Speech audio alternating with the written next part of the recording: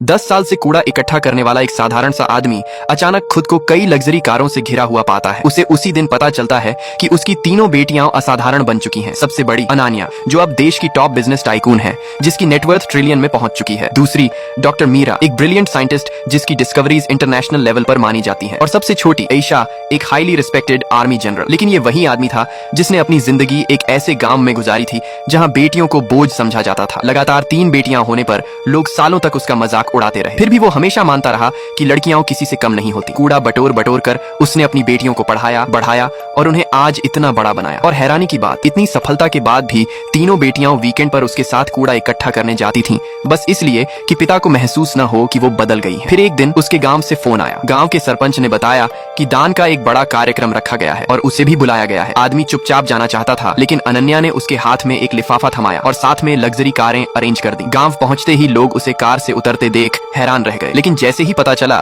कि कार उसकी नहीं है, उनका रवैया तुरंत बदल गया। ताने, मजाक, फप्तियां, सब कुछ शुरू हो गया। कुछ ने तो ये तक कह दिया कि कूड़ा बटोरने वाला यहाँ आकर क्या साबित करना चाहता है। फिर भी वो शांत रहा, लिफाफा निकालकर दान देने लगा, लेकिन किसी ने भरोसा ही नहीं किया कि उसमें पैसे होंगे। गांव के कुछ लोग मुद्दा और बढ़ाने लगे। वह अंदर पंचायत भवन पहुंचा तो एक आदमी ने जानबूझकर उसकी कुर्सी ठोकर मारकर गिरा दी। सब उसे गिरते देख जोर जोर से हंसने लगे। सरपंच ने तिरस्कार भरे अंदाज में कहा, जिसके बेटे नहीं वो इस मेज पर बैठने लायक नहीं। 3 बेटियों का बाप कोई इज्जत नहीं रखता। आदमी ने गुस्सा दबाते हुए बस इतना कहा, मेरी बेटियां तुम्हारे बेटों से 100 गुना बेहतर हैं। बस इतना सुनते ही माहौल बिगड़ गया। सरपंच और उसके आदमी उसे घेरते हुए बोले कि आज उसे सबक सिखाएंगे। उसी वक्त उसका फोन बजा। उधर अनन्या थी, जिसने पिता की आवाज सुनते ही मीरा और आयशा को सूचित किया। तीनों तुरंत हेलीकॉप्टर से गांव की तरफ निकल पड़ी। उधर आदमी अकेला भीड़ में घिरा हुआ, आप जब चाहें मैं आगे का हिस्सा भी इसी स्टाइल में लिख दूं।